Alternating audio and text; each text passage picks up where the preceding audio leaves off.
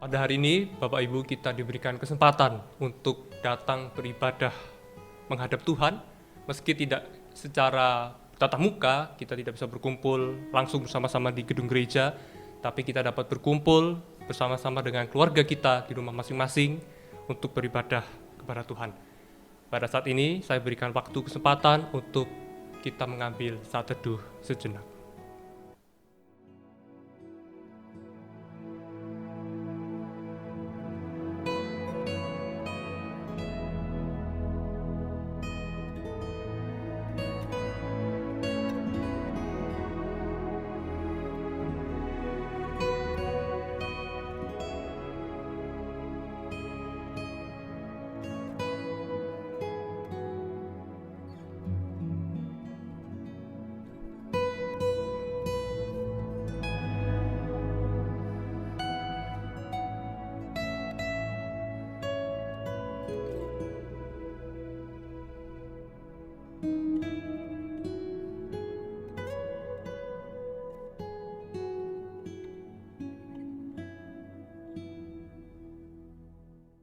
Ketika Yesus di kayu salib berkata, "Allahku, Allahku, mengapa engkau meninggalkan aku?" Sebenarnya di saat itulah Allah berkata kepada umat manusia, "Aku sekali-kali tidak akan meninggalkan engkau." Kematian Kristus di kayu salib menunjukkan bahwa Allah tidak pernah mangkir dari penderitaan manusia. Maka pada saat itu kita bersama-sama bangkit berdiri, kita puji Allah kita muliakan Allah kita, mulia bagi Allah.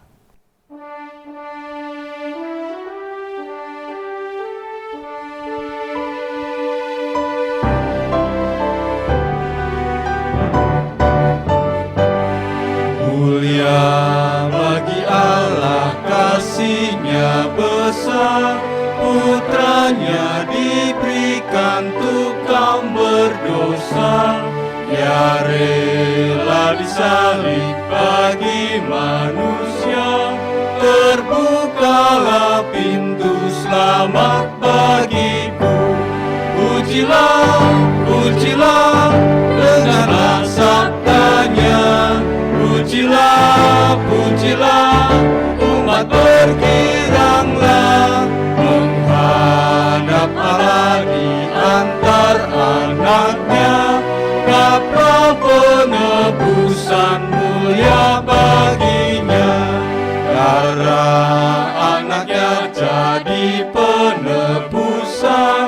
Itu janjinya bagi yang percaya. Dan dosaku betapapun besarnya, Dia menghapuskan, membasuh semuanya. Pujilah, pujilah, dengarlah sabdanya. Pujilah, pujilah, umat bergiranglah menghadap Allah di antar anaknya. Genaplah penebusan mulia baginya. Dia mengajarkanku kebenarannya. Dia mengajarkanku kebenarannya. Sungguh senangku di dalam putranya. Amat sukacita tiada bandingnya ketika aku melihat wajahnya. Pujilah, pujilah, dengarlah sabdanya. Pujilah, pujilah, umat bergiranglah menghadap Allah di antar anaknya. Genaplah penebusan mulia baginya. Pujilah, pujilah, dengarlah sabdanya. Pujilah, pujilah, umat bergiranglah menghadap Allah di antar anaknya. Genaplah penebusan mulia baginya.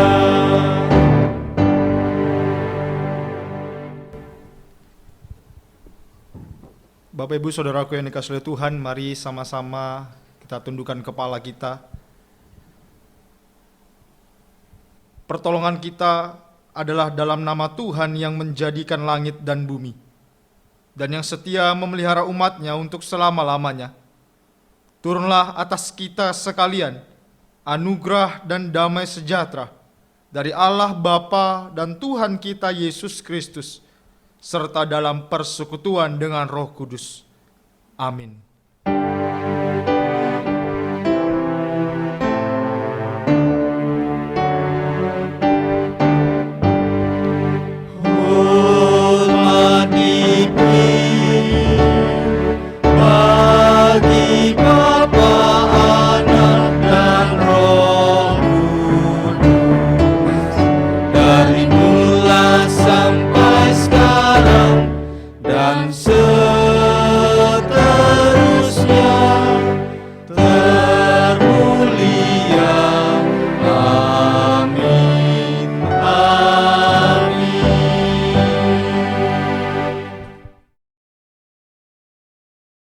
Pada hari ini kita diberikan kesempatan untuk mengaku setiap segala dosa kita yang kita perbuat hari demi hari, waktu demi waktu.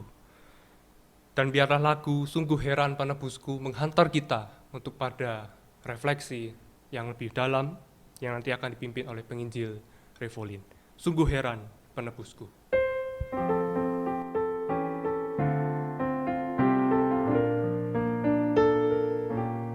Heran penebusku ya Tuhan, tersalib bagi umat manusia. Ia curahkan darahnya menghapus dosa. Sungguh heran penebusku, tersalib bagiku. Ia curahkan darah kudus menghapus dosaku. Untuk dosa manusia yang kita buat, Tuhan rela menderita. Betapa besar anugerahnya di dalam kasih-Nya di kayu salib. Untuk dosa yang ku buat, Tuhan ku menderita. Betapa besar anugerahnya di dalam kasih-Nya.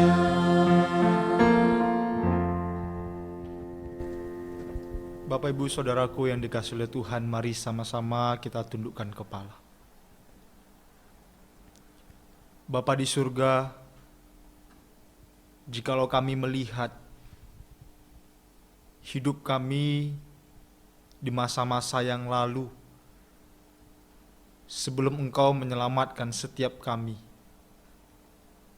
adalah orang-orang yang jelas-jelas menjauh dari Tuhan, menyakiti hati Tuhan, pikiran, perasaan, tindak tanduk kami jelas menyakiti hati Tuhan. Kami tidak mau diatur oleh firman. Kami mengatur diri sendiri semaunya kami. Bukan karena kami lebih baik daripada orang lain Tuhan menyelamatkan kami, tapi semata-mata karena belas kasihan yang dari Tuhan. Bapa di surga, saat ini kami datang dengan hati yang terbuka. Kami sungguh menyadari ketika kami menjalani hidup, percaya kami hari lepas sehari, Tuhan sudah membimbing kami melalui firman, memberi tahu cara hidup kami yang baru. Tetapi terkadang ya Tuhan, kami tidak mengikutinya. Kami melawannya. Ampuni kami Tuhan, orang yang berdosa ini.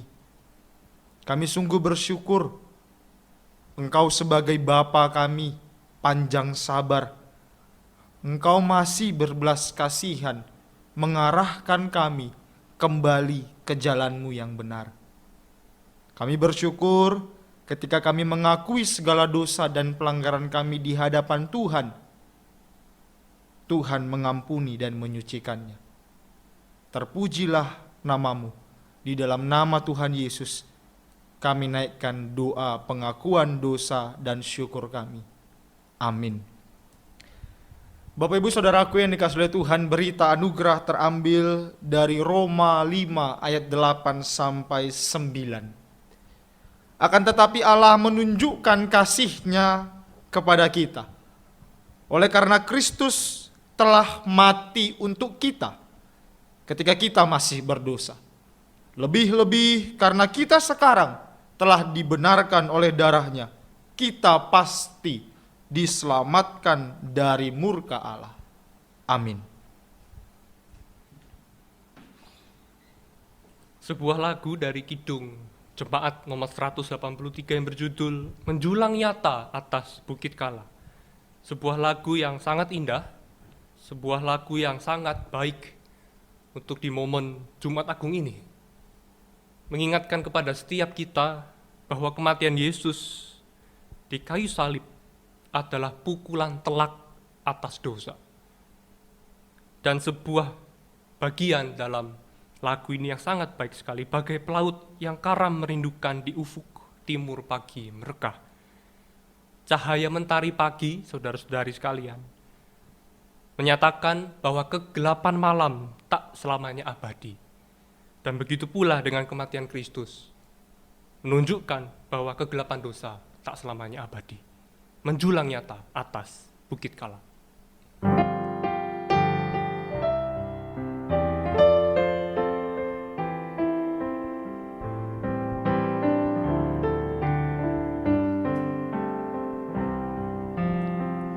Menjulang nyata atas Bukit Kala, terang benderang salib-Mu Tuhanku.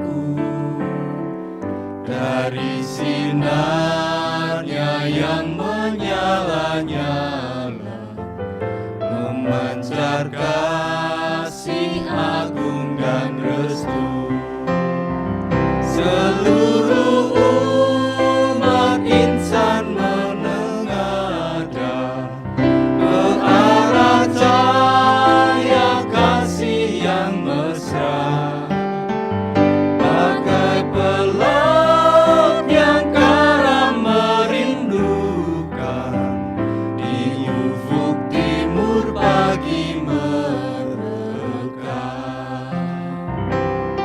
Salib-Mu Kristus, tanda pengasihan umat manusia, mengangkat hati manusia yang remuk redam, membuat dosa yang tak terberikan di lubuk cinta Tuhan terbenam.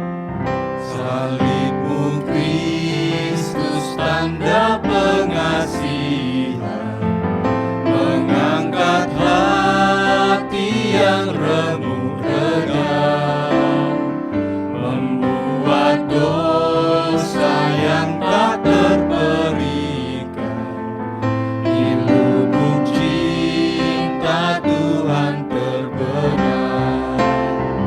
Di dalam Tuhan kami balik lahir, insan bernoda kini berseri, teruras bara suci yang mengalir, disalib pada bukit Kalvari.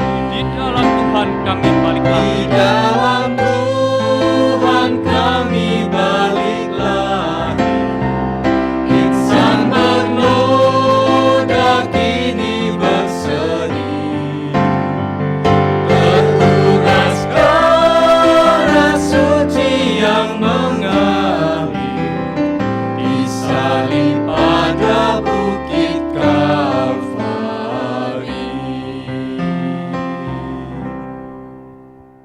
Saudara-saudara, apalagi yang dapat menjadi dasar bagi kita untuk berpengharapan? Apapun yang kita miliki di dunia ini tak bisa memberi kita harapan. Tak bisa memberi kita harapan yang pasti. Kalaupun bisa, hanya harapan yang semu, sementara, yang fana, yang sebentar lagi juga akan lenyap. Kita hidup di tengah situasi dunia yang tidak pasti, situasi dunia yang tidak menentu, situasi dunia yang bergejolak. Tetapi hanya karena salib Kristus, hanya karena kematian Kristus di kayu salib, memberi kita pengharapan, memberi kita kepastian bahwa Tuhan selalu bersama kita. Karena salibmu menghantar kita untuk mempersiapkan diri masuk ke dalam perenungan firman Tuhan.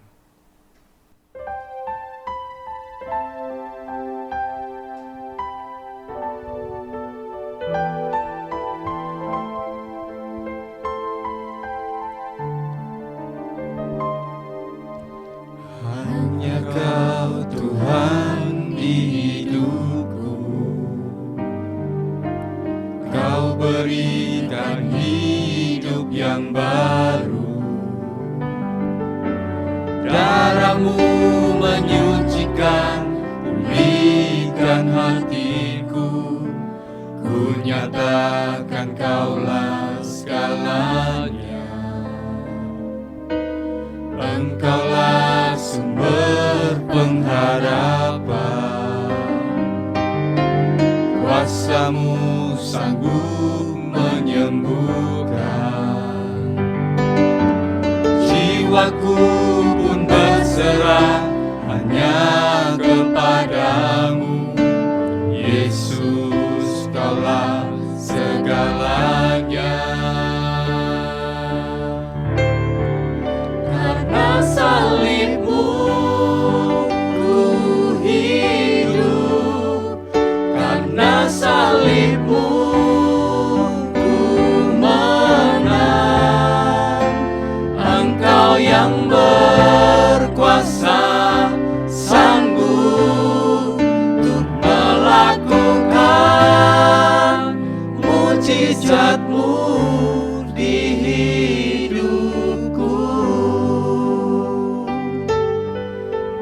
Kaulah Tuhan sumber pengharapan kami, umat manusia. Kuasa-Mu Tuhan sanggup menyembuhkan kami, umat-Mu yang berdosa. Dan jiwa kami hanya berserah kepada-Mu, ya Tuhan. Engkaulah sumber pengharapan, kuasa-Mu sanggup menyembuhkan. Jiwaku pun berserah hanya kepadamu, Yesus, Kaulah segalanya.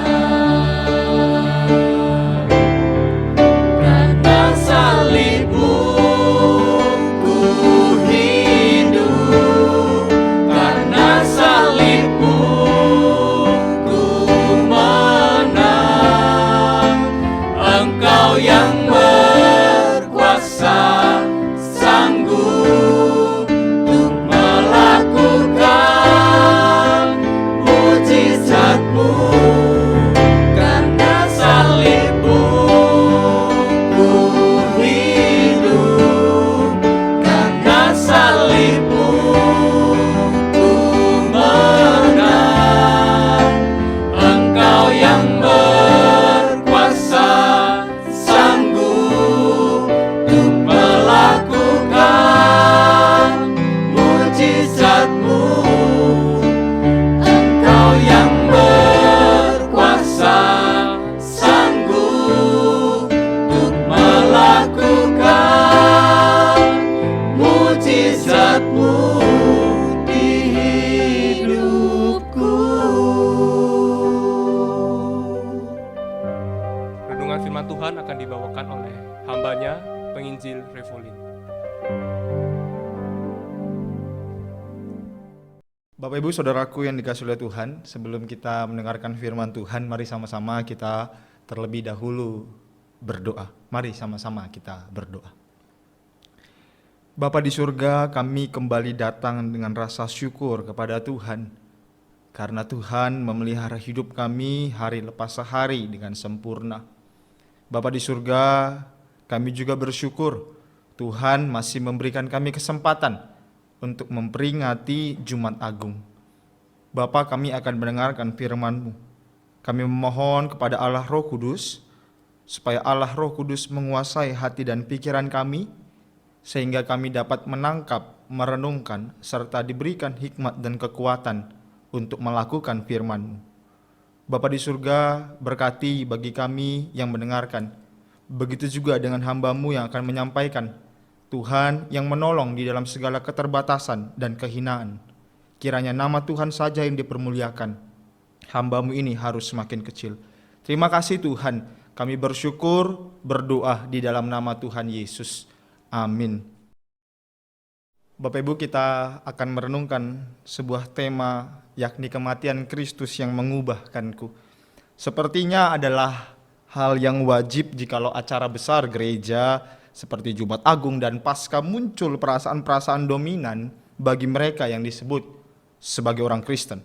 Perasaan-perasaan yang dominan itu adalah perasaan sedih pada hari Jumat Agung, apalagi dengan menyimak film The Passion of Christ ataupun juga drama penyaliban Tuhan Yesus, bukan? Dan bersukacita pada hari Paskah.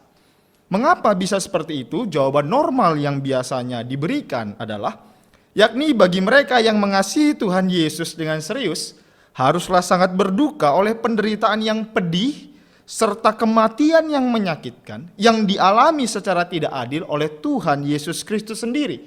Itu pada waktu Jumat Agung. Dan pada waktu Paskah, mereka yang mengasihi Tuhan Yesus sangat bersuka cita oleh kebangkitan yang berkemenangan dari anak Allah.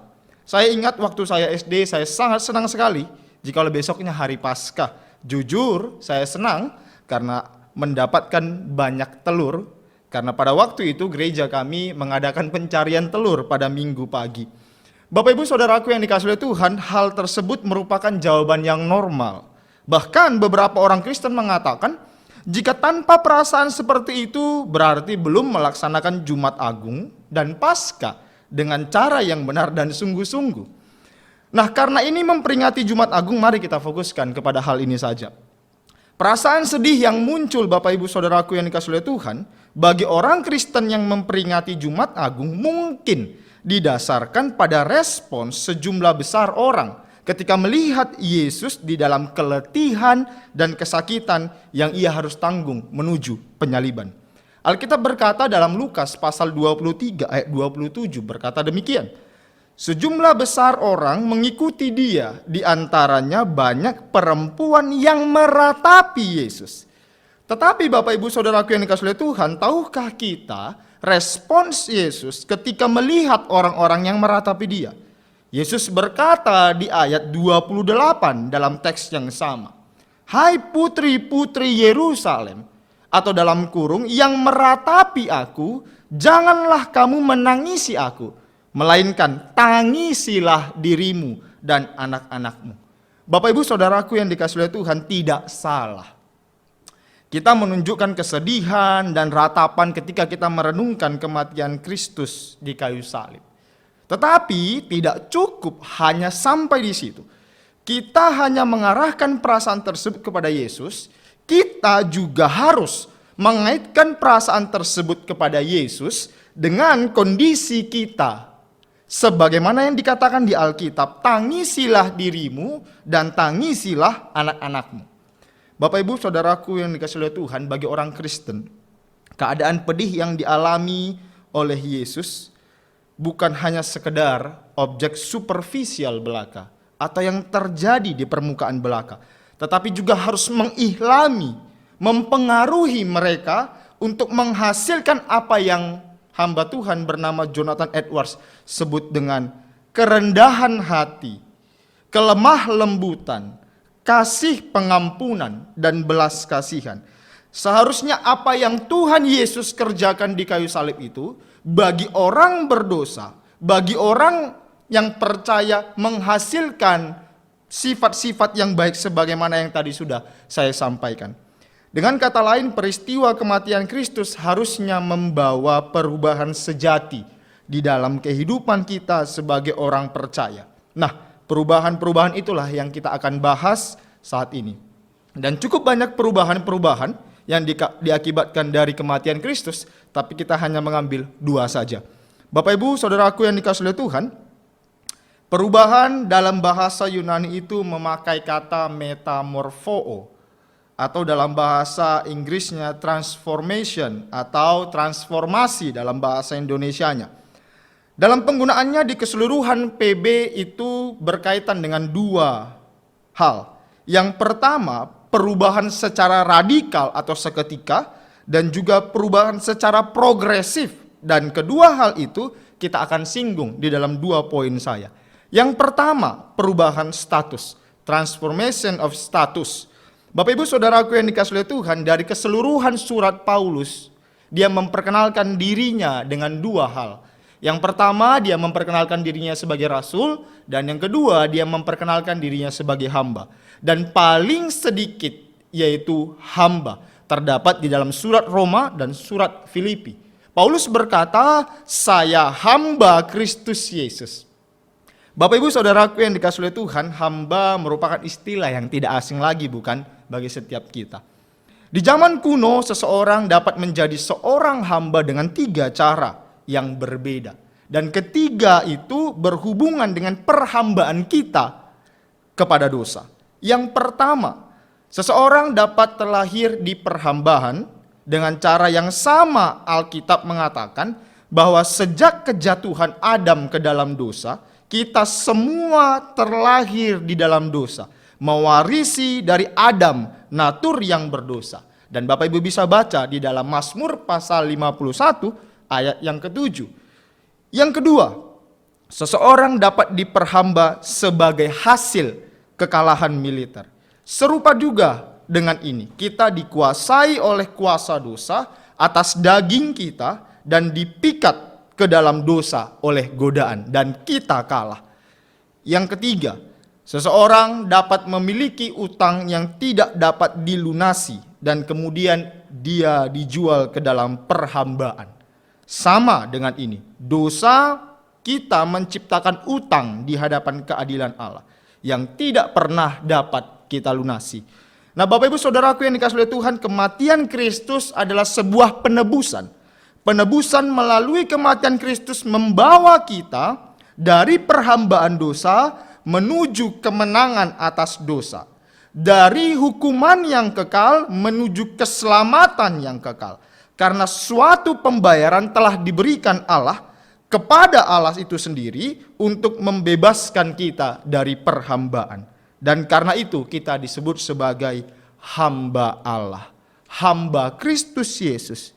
Bapak Ibu saudaraku yang dikasihi oleh Tuhan, hal ini berbicara tentang bebas di dalam melakukan kebenaran firman. Komitmen yang mutlak di dalam melakukan firman dan mengikuti Tuhan. Kekudusan hidup dan kebaruan hidup. Ini yang pertama, perubahan status. Yang kedua, perubahan orientasi hidup atau transformation of life orientation. Saya mengambil satu teks yaitu Filipi pasal 3 ayat 5 sampai ayat yang ke-7. Saya bacakan demikian firman Tuhan. Disunat pada hari ke-8 dari bangsa Israel, dari suku Benyamin orang Ibrani asli, tentang pendirian terhadap hukum Taurat, aku orang Farisi, tentang kegiatan aku penganiaya jemaat, tentang kebenaran dalam menaati hukum Taurat, aku tidak bercacat. Tetapi apa yang dahulu merupakan keuntungan bagiku, sekarang kuanggap rugi karena Kristus. Bapak Ibu saudaraku yang dikasihi oleh Tuhan, jemaat Filipi adalah jemaat yang terdiri dari bangsa Yahudi dan Romawi. Bagi mereka kebanggaan dan menjadi sesuatu yang dikejar berbeda-beda satu dengan yang lain. Apa yang menjadi kebanggaan dan menjadi sesuatu yang dikejar oleh bangsa Yahudi belum tentu dikejar atau kebanggaan itu dialami oleh bangsa Romawi. Semua kebanggaan yang dikejar itu bermuara kepada satu hal, yaitu kebanggaan diri sendiri. Bapak Ibu saudaraku yang dikasihi oleh Tuhan, apa saja sih kira-kira yang menjadi kebanggaan atau yang dikejar oleh mereka, jemaat-jemaat Filipi. Bagi orang Yahudi, mereka menyandang status bangsa pilihan Allah. Mereka menganggap itu sebuah kebanggaan dan ketaatan kepada hukum. Bagi orang Romawi, sebagai warga Romawi, mereka sangat bangga karena bagi mereka bangsa Romawi adalah bangsa yang paling maju saat itu. Hal itu terlihat dari kota Filipi, di mana kota Filipi salah satu daerah kekaisaran Romawi yang cukup maju.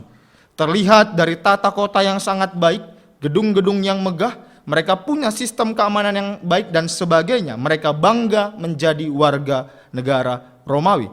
Demikian juga dengan setiap kita, Bapak Ibu Saudaraku yang dikasihi oleh Tuhan. Kita punya kebanggaan dan kebanggaan itu kita kejar, bahkan menjadi tujuan hidup kita. Setiap kalangan memiliki kebanggaan yang berbeda-beda. Bagi setiap pra remaja, kebanggaan itu muncul ketika punya penampilan pakaian yang baik atau outfit yang mahal, HP yang canggih, kurang lebih juga dengan setiap kita para pekerja dan usaha.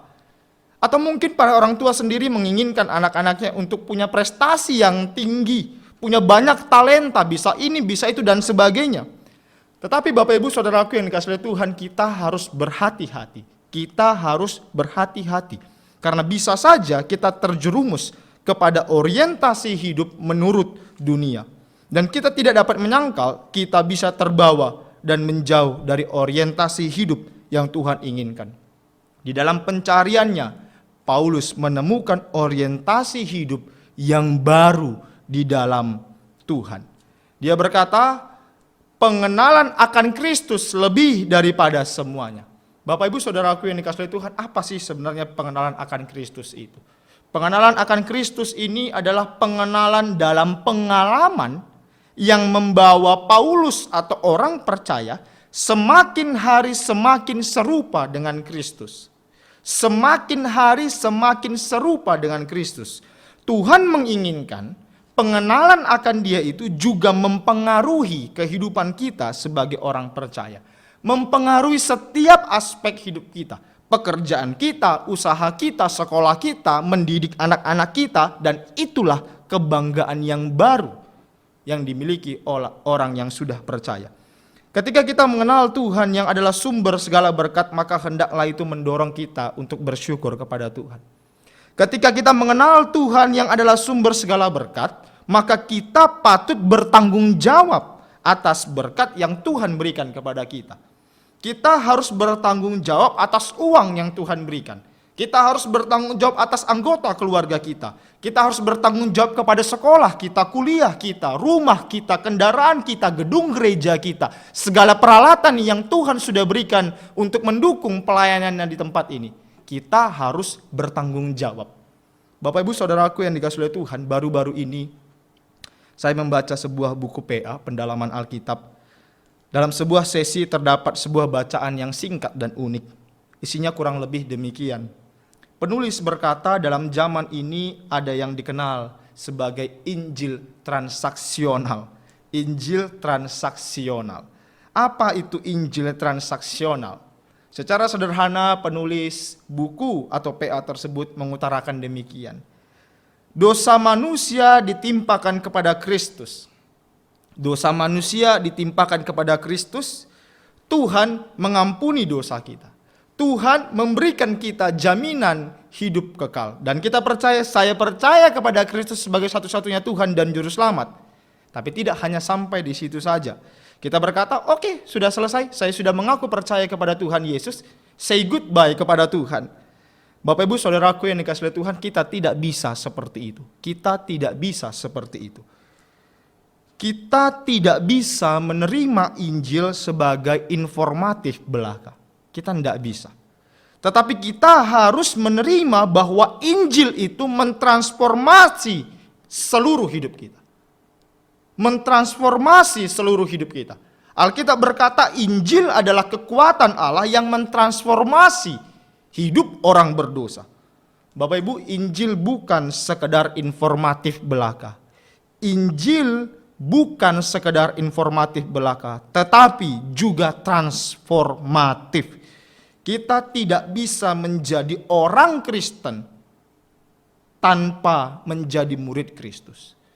pengenalan Tuhan yang kita ketahui harus mempengaruhi hidup kita. Dan itu membuat kita hari demi hari semakin serupa dengan Kristus. Bapak Ibu Saudaraku yang dikasihi oleh Tuhan, ada seorang yang bernama Dietrich Bonhoeffer berkata demikian. Ketika Kristus memanggil seseorang, dia memanggil untuk datang dan mati. Bapak Ibu, kata mati dalam kalimat tersebut tidak berarti mati secara badani, apalagi mati di kayu salib seperti Tuhan Yesus. Kata mati di dalam kalimatnya tersebut dimaksud adalah mati terhadap tuntutan maksud saya, hal atau dorongan dari diri sendiri, yaitu orang-orang yang tidak lagi melayani ambisi, program dan kepentingan dirinya sendiri, melainkan sejak dia pertama percaya kepada Kristus, statusnya sudah berubah menjadi hamba Kristus Yesus, maka dia punya satu orientasi hidup, satu-satunya yang dia harus tuju, yakni melayani Kristus dan memuliakan dia dalam keseluruhan aspek hidupnya. Bapak Ibu Saudaraku yang dikasihi oleh Tuhan, hari ini kita melihat kematian Kristus membawa status kita berubah. Dahulu kita orang-orang durhaka, sekarang kita anak-anak Tuhan. Dahulu kita hamba dosa, sekarang adalah hamba Kristus Yesus. Dan status itu mempengaruhi tindak tanduk kita. Mencintai kebenaran, hidup di dalam kebenaran. Dan yang kedua, orientasi hidup kita terus-menerus diperbaharui. Yakni pengenalan akan Kristus semakin hari semakin nyata di dalam segala aspek hidup kita. Kiranya Tuhan menolong setiap kita untuk melakukan firman-Nya. Amin. Mari sama-sama kita tundukkan kepala, kita berdoa. Bapa di surga, kami bersyukur bukan karena kami lebih baik daripada orang lain sehingga Tuhan menyelamatkan kami, tetapi itu semua murni hanya karena kasih dan kemurahan Tuhan bagi setiap kami. Kami bersyukur, kami dahulu yang anak-anak durhaka, sekarang menjadi anak-anak Allah. Kami dahulu yang menjadi hamba dosa, sekarang kami hamba Kristus Yesus yang diberikan kuasa untuk berkemenangan atas dosa. Dan dahulu hidup kami memiliki orientasi yang tidak baik, tetapi sekarang orientasi hidup kami jelas, yaitu mengejar pengenalan akan Kristus. Dan pengenalan akan Kristus itu membawa kami semakin hari semakin serupa dengan Kristus.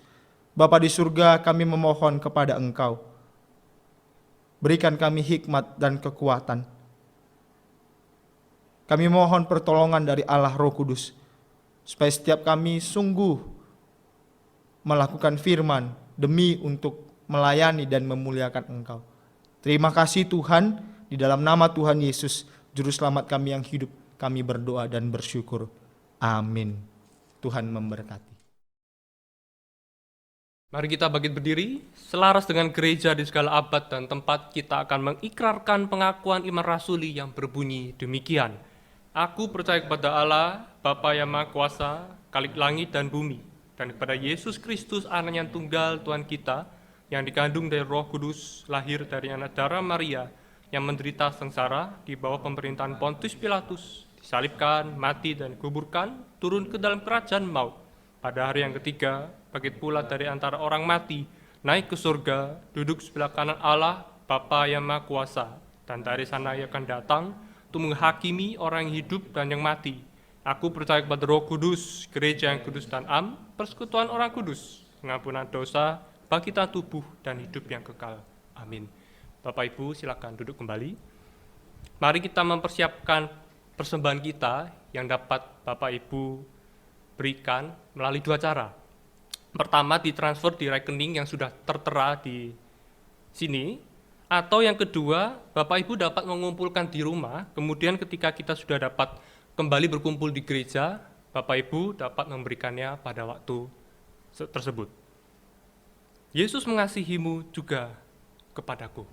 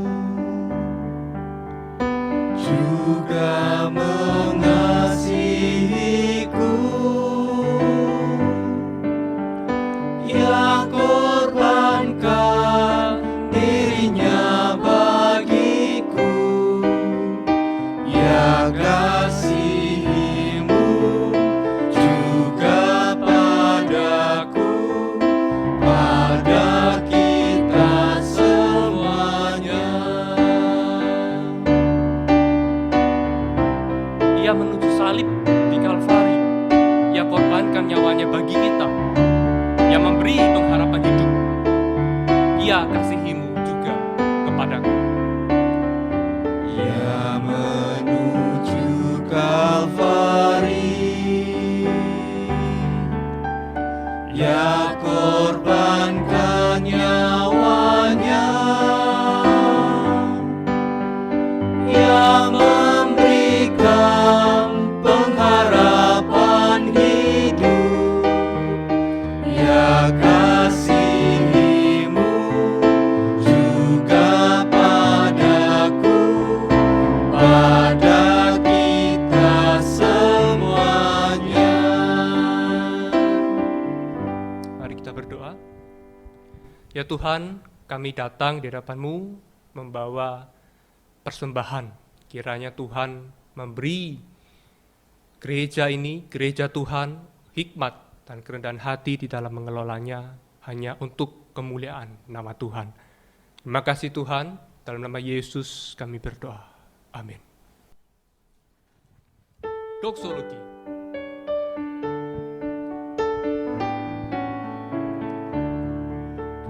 Puji Allah sumber berkat, pujilah Dia semua ciptaannya, pujilah Dia malaikat surga, puji Bapa, Putra, Roh Kudus. Puji Allah sumber berkat, pujilah Dia semua ciptaannya, pujilah Dia malaikat surga, puji Bapa, Putra, Roh Kudus. Bapak Ibu Saudaraku yang dikasihi oleh Tuhan, marilah kita berharap pertolongan yang dari Tuhan dan tetap berusaha menghidupi cara hidup kita sebagai orang percaya. Dan marilah kita terima berkat yang datangnya dari Tuhan. Tuhan memberkati kita dan melindungi kita. Tuhan menyinari kita dengan wajah-Nya dan memberi kita kasih karunia.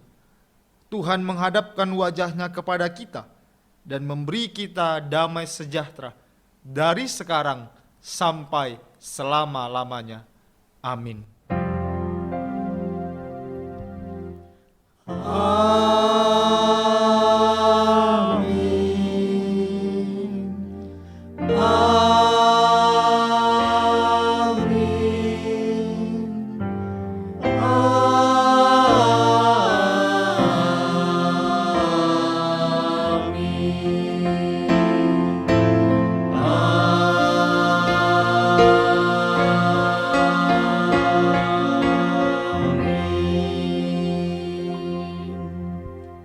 Ibadah kita selesai, silahkan saat teduh, Tuhan memberkati.